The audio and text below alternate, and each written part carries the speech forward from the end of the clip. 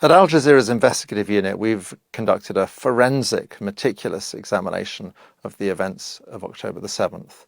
We uncovered very real crimes committed by Hamas and others. But I think what was perhaps most significant were the crimes we discovered that did not happen. And it's hugely concerning that these revelations have been virtually entirely ignored by the Western press. What's extraordinary is the Israelis were aware of the plans. Hamas were actually training quite openly for this operation, and they were actually placing the training videos online so anyone could view them. On the very night of October the 7th, before dawn, spotters along the fence are reporting back to headquarters, and the head of Shin Bet and the head of military intelligence take this seriously enough that in the middle of the night they're up and talking to each other, and they conclude it's just another training exercise.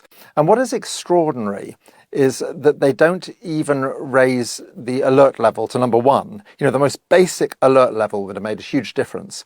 And they don't do that, which means that when Hamas bursts through the fence at 6:30 in the morning, they catch many of the defenders in their beds. I mean, you can see many of the soldiers are killed in their beds. Hamas had anticipated most of their fighters would be killed trying to get through the fence. In fact, only a small number were killed trying to get through the fence. They were as much taken by surprise as anyone by the performance of Israeli intelligence and the Israeli military. Crucially also, they were taken by surprise by this very large music festival that was taking place, which they don't seem to have been aware of. Having overrun the military bases, the game plan was to grab hostages and take them back. And they do this on a large scale, but they also clearly kill very large numbers of unarmed civilians as well. The Israelis were then extraordinarily slow to respond. Now, they scramble Apache helicopters, but there's no ground control. It's pretty clear that in the chaos, some hostages at least were hit by Apache helicopter fire. We've identified 27 people who were clearly taken hostage, taken captive, and were taken away from their homes, but never made it to the fence, died somewhere between their homes and the fence. There's a fair chance that a number of them were killed by Apache helicopters. Within the kibbutzes, we've identified 18 people who were pretty much certainly killed by the police and the army as they arrived. 12 of them a specific incident in kibbutz Be'eri, where you have a large number of gunmen, around 40 gunmen, holed up in a house with 13 hostages. A tank is brought in and opens fire on the house. There are 2 survivors from this incident, which is why we know about it. There may be other incidents we don't know about because everyone was killed, but there are 2 survivors from this who spoke to Israeli media. There's a common sense thing. You just have to look at the scale of the destruction, and it's clear that 1,200 men armed with rocket-propelled grenades and machine guns did not do all of this. The Hannibal Directive, which was something that was developed in the 1980s by the Israelis, and it was basically to avoid situations where their enemies would capture 1 or 2 or 3 Israeli soldiers and then effectively hold them to ransom. There was one occasion where the Israelis released over 1,000 Palestinian prisoners in return for a single Israeli soldier. So an order was issued whereby they said, it's better that we kill everyone than allow people to be captured. Now, this was supposedly rescinded several years ago, but at midday on October the 7th, the army revived the Hannibal Directive, put it into effect. 70 vehicles were hit. At least in some of the cases, everyone in the vehicle was killed. The Israeli military does not deny the report. The peculiarity of the days after October 7 is that the Israeli media and subsequently the international media choose to focus not on the very real and extensive crimes that Hamas and others did commit, but on crimes they did not commit. And this had 2 focuses. In the days immediately after, it's to do with babies. The most dramatic one is we see an allegation that there were 40 babies killed, many of them beheaded. This is very simple to deal with because we have a comprehensive list of the dead.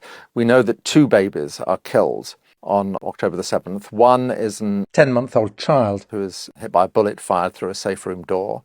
The other is a child who dies after an emergency cesarean, a Bedouin child, in fact.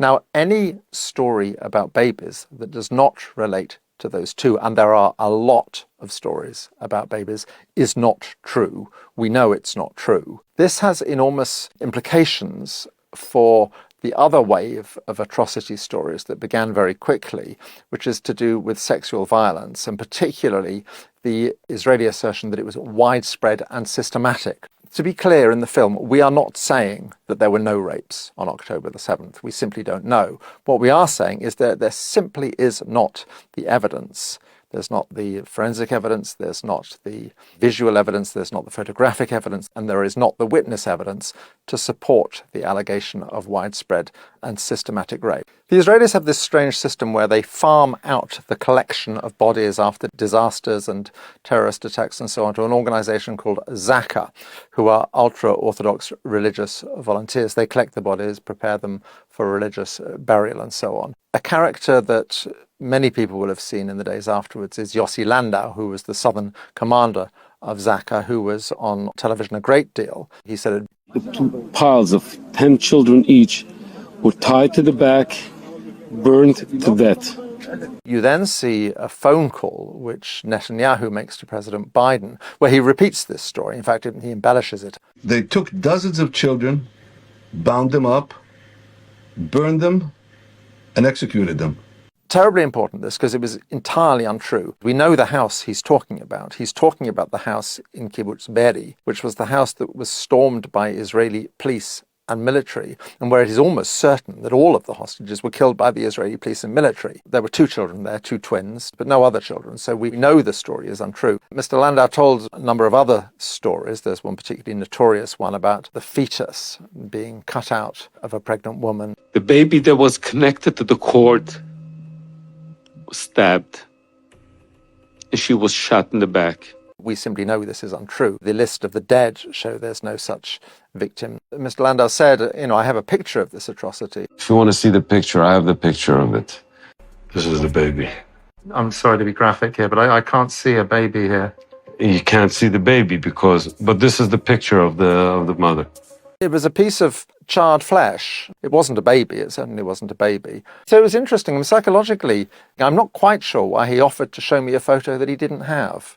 I'd point out as well that Zaka was an organization that was in trouble. There had been a major scandal. Its founder had been accused of child sexual abuse. There was a financial scandal. It had been found to be cooking the books. It's raised an awful lot of money since October the 7th. These stories were clearly useful, and they were useful to the Israeli government. In the film, we see Benjamin Netanyahu visiting Zaka volunteers and thanking them for talking to the world's media and stressing that this is another front in the war. מנהיגים וגם לדעת הקהל. ויש לכם חלק חשוב בהשפעה על דעת הקהל שמשפיע גם על מנהיגים. Why does this matter? Why does it matter whether this type of atrocity was committed, but not that type? People were killed in this way, not that way. It matters because the murder of babies and widespread rape has a particular resonance. It's particularly triggering. The Israeli government and its supporters, when they justify the brutality of the subsequent bombardment and invasion of the Gaza Strip, again and again and again, what they always reference is babies and rape. Young girls who were raped and then murdered.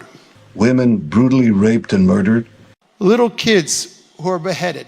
Pictures of terrorists beheading children. These bastards put these babies in an oven and put on the oven. We found the kid a few hours later. This is something you see in previous conflicts as well. If you want to dehumanize an enemy, if you want to desensitize people to the suffering that is inflicted on that enemy, then you portray them as barbarians, basically as savages, as people who are not deserving of humane treatment. And that's why it's relevant. That's why it's important to pick apart. A lot of the world's leading media outlets have done in-depth investigations where they have concluded there was widespread, systematic, instrumentalized, weaponized rape. The New York Times makes a particular feature of the story of a young woman. She was killed early in the morning, 9 miles north of the music festival site as she and her husband were fleeing. The New York Times, in its big December investigation into sexual violence, leads with this, and about a third of the article consists of her story.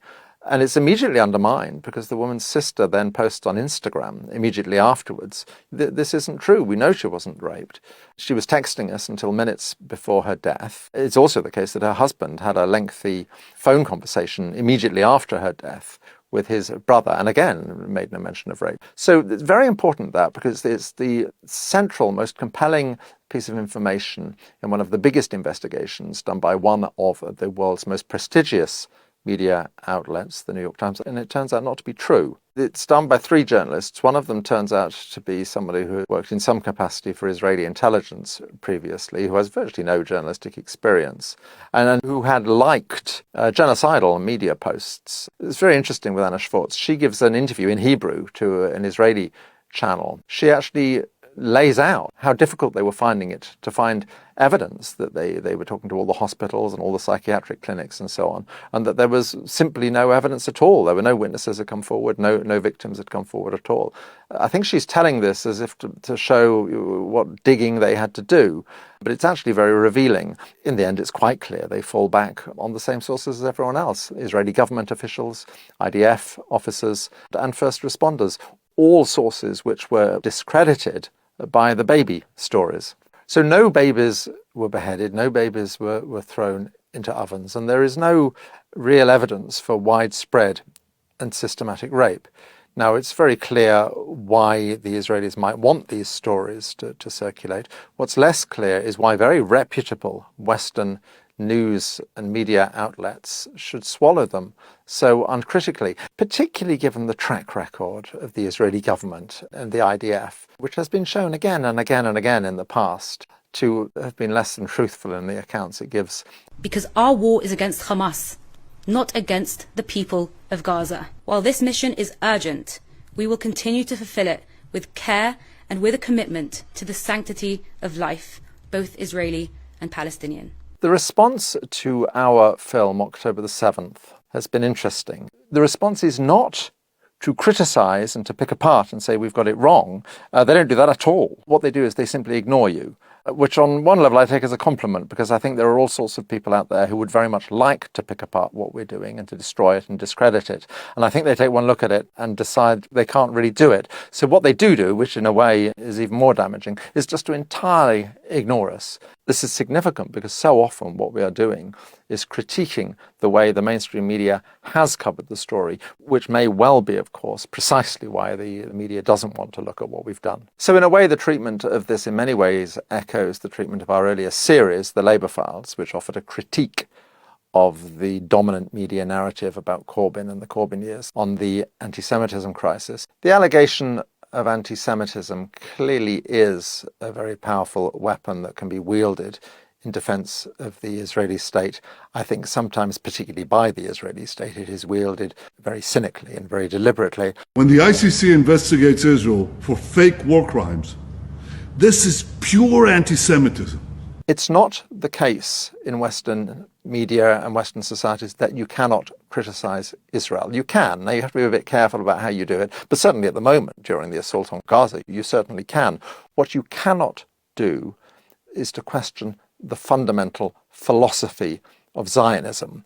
What you are not allowed to do is to say what all Palestinians would say: Israel is a state whose defining feature is and has always been that it is structured to ensure the domination of one ethnicity over another, that it is in effect an apartheid state, which is what all of the world's human rights organizations now describe it as. The enormous peculiarity and dysfunction of Western media with Israel is not only does it not say that, you're actually not allowed to say that. And this renders criticism of Israel perilous terrain. People are very on edge. They're very aware that they're straying into dangerous territory. They're very aware they have to choose their words terribly carefully, otherwise they will be misconstrued. You can see this happening at its worst within the Labour Party, where particularly Jewish people are far, far more likely to be suspended and expelled for anti-Semitism from the Labour Party than non-Jewish people. But there is something more fundamental that goes on, which regards the Palestinian people as a whole. Once you have tainted them with the stain of anti-Semitism, you have opened the door to, you have facilitated the dehumanization of Palestinians, which is the psychological prerequisite of Israeli brutality towards the Palestinians and of Western complicity in that brutality. Palestinians will often make the point that they did not choose who their occupier was, who their colonizer was. So in fighting back, yes, they are inevitably fighting back against Zionists and Jews. It doesn't mean they're anti-Semitic. One has to ask oneself the question, are we really saying that if they had been colonized by Greeks or Italians, they wouldn't be resisting their occupation? Of course they would. 36 Israeli children were killed on October the 7th, and this understandably got widespread international media coverage. At this stage, I think over 14,000 Palestinian children have been killed. And you would expect the outrage and the coverage to be proportionately greater, and it's not. in future people will look back at what is being done, which is essentially the flattening of a whole series of towns and the mass murder of thousands and thousands of unarmed civilians, almost half of whom are children. And they will be absolutely bewildered by how the West allowed this to happen under its very noses with weapons that were being supplied by the West. There is a rupture in the relationship of large numbers of people with the political media class. There is a fundamental alienation that is going on right now as a result of what is happening in the Gaza Strip. I think that's very dangerous for the future. The events of October the 7th are a case study in how traditional media can let us down and how we desperately need alternative voices that will genuinely probe these things and not simply accept the narratives that are fed to them. For this reason, I think it's enormously important to have outlets like Double Down News, and I would urge you to support Double Down News in any way you can.